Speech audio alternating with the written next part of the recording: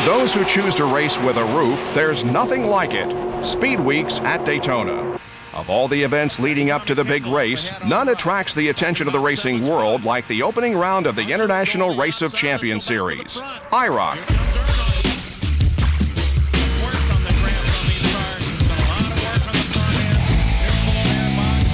Identically prepared Pontiac Firebirds are placed in the capable hands of some of the world's finest drivers and champions. Two IRL drivers who made their mark in '98 are eager to prove themselves at Daytona.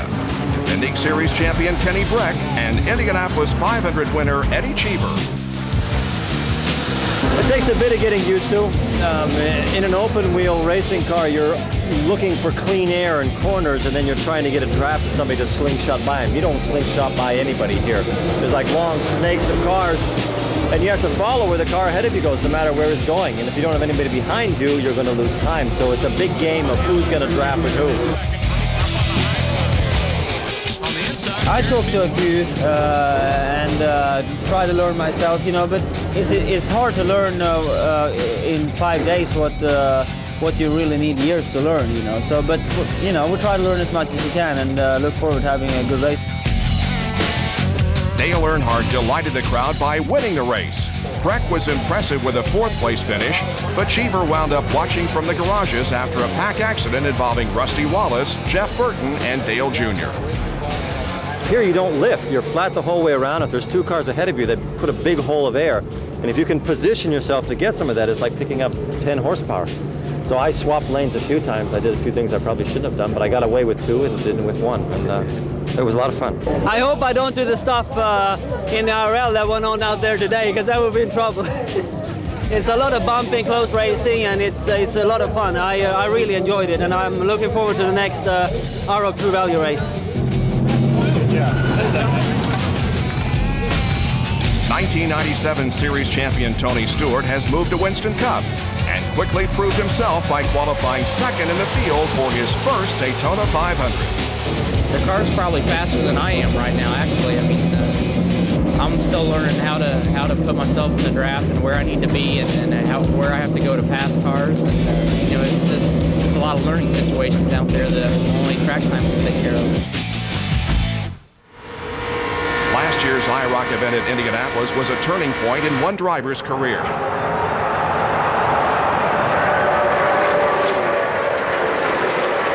Arie Luyendyk's Firebird absorbed incredible force in this early incident, but Luyendyk was unhurt. It was arguably his luckiest day at the Speedway. Congratulations for the new champion, Arie Luyendyk. Well, almost. Luyendyk will drive his final 500 this May and recently revealed his final ride. A wealth of sponsors are on board for the trip, including a special logo that hints at Arie's special feel for the Speedway. I really wanted to retire after the race here at Indianapolis. I wanted to use the 1999 race as my farewell race, just because of my special bond with the Indianapolis Motor Speedway. Luyendyk holds every major speed record at Indianapolis, and those who know the place best cannot hide their admiration for the Flying Dutchman. He's a great ambassador to the sport of automobile racing and a great ambassador to this venue. And goes without saying that I think it's safe to say that when his name comes up on the ballot for induction into the Hall of Fame, he will most likely be elected on that very first ballot.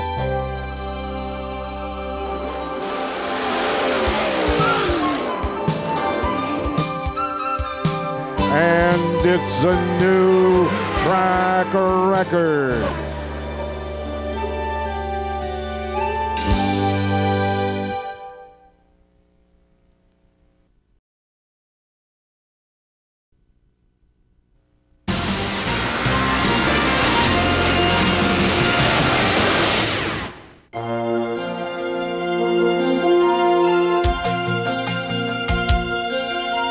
The road road to Indy always includes some twists and turns.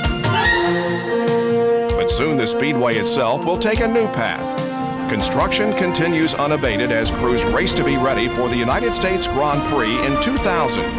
Anytime a company takes on such an awesome task, it is often wise to enlist an outside consultant. But this one is quite familiar with the bricks. Jackie Stewart is one of the best known and most respected men in the history of auto racing. Jackie Stewart, a rookie driver, makes the field on the first day. His speed, 159.972. The Wee Scott first came to Indianapolis in 1966. 29 days in May have flown by. The fastest 33 men in cars have been selected.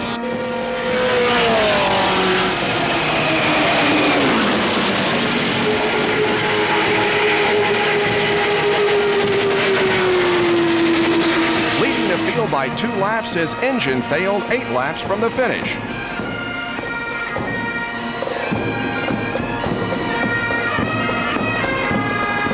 Stewart returned in 1967 and was running second behind A.J. Foyt on lap 168, only to suffer another engine loss.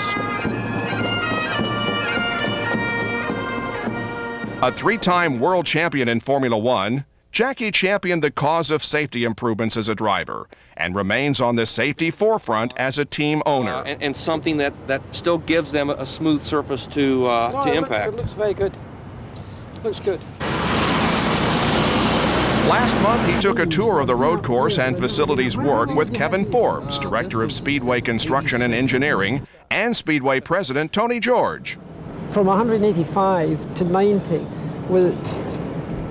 You don't have drivers' meetings before the race, do you? With we usually cover all that in our drivers' meetings. I tell you what, they didn't have Clarence Cagle either.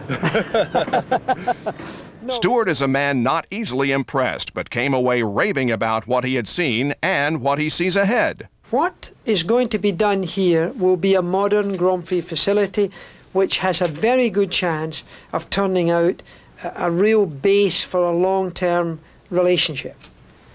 And the way that safety is being designed, the way that spectating is being designed, you know, with the potential of 200,000 people seated. I mean, these are only Indianapolis numbers. They're not reality in any other facility in the world.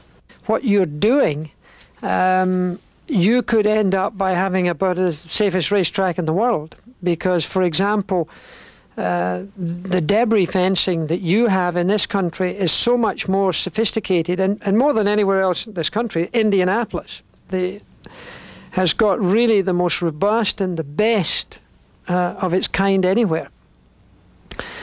The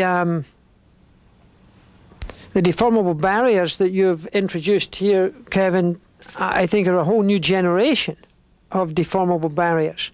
They could turn out to be properly viewed in this country as you will view them to everybody. They could turn out to be the par to beat. That's it for this special Test in the West edition of the Road to Indy. Tune in April 10th for the story of the MCI WorldCom 200 from Phoenix. This has been a presentation of ESPN, the worldwide leader in sports. For more, log on to ESPN.com, part of the Go Network. Go.com.